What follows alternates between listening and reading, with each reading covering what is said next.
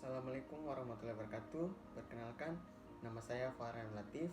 Saya dari kampus Poltekkes Kemenkes Ternate, jurusan keperawatan semester 4. Jadi, di sini saya akan membuat video mengenai prosedur pemeriksaan fisik terhadap status hidrasi anak. Yang pertama yaitu menghitung balance cairan. Pengertian dari menghitung balance cairan ini, seseorang harus diperhatikan berbagai faktor diantaranya berat badan dan umur. Karena perhitungannya antara usia dengan dewasa berbeda. Menghitung balance cairan pun harus diperhatikan mana yang termasuk kelompok intake cairan dan mana yang output cairan. Untuk rumusnya, intake cairan atau cairan masuk sama dengan output atau cairan keluar plus insoluble water loss atau intake atau cairan masuk mulai dari cairan infus, minum, kandungan cairan dalam makanan pasien, volume obat-obatan termasuk obat suntik, obat yang di drip, albumin dan lain-lain. Untuk output atau cairan keluar, urin dalam 24 jam. Jika pasien dipasang kateter maka hitung dalam ukuran di urobak. Jika tidak terpasang maka pasien harus menampung urinnya sendiri.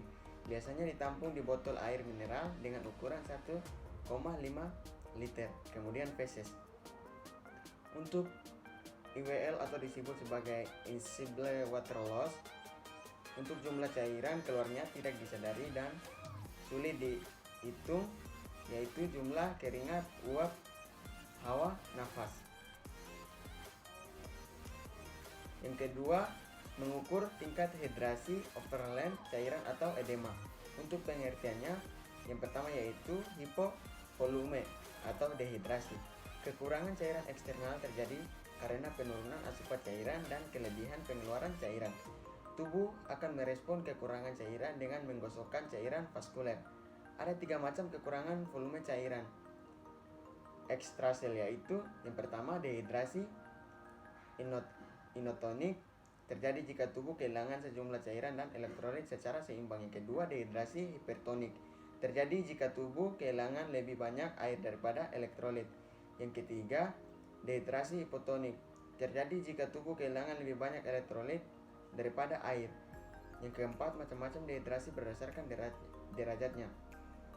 Di sini ada dehidrasi berat, kemudian ada dehidrasi sedang, kemudian ada dehidrasi ringan, dan juga dari dehidrasi ringan ini dengan ciri kehilangan cairan 5% BB atau 1,5 sampai 2 liter. Terdapat 2 manifestasi yang ditimbulkan akibat kelebihan cairan, yaitu hipervolume. Masuk pada prosedur yang ketiga, yaitu pemeriksaan kekurangan mineral dan elektrolit.